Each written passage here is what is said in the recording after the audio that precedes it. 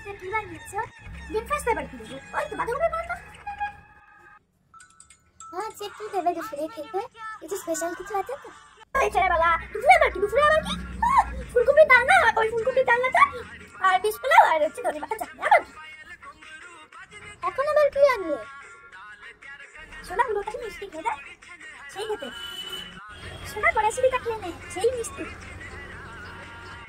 কড়াইশুঁড়ি ফুলকপিটা একটু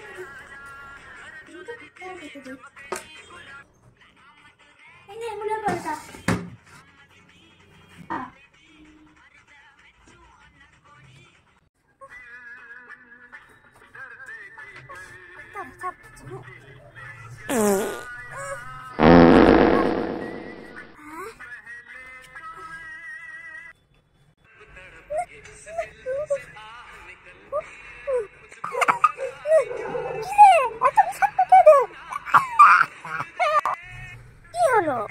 এটা আমার কি দোষ? আরো খারাপ হলো বাঁধাকপি ধনে পাতা আরো খারাপ।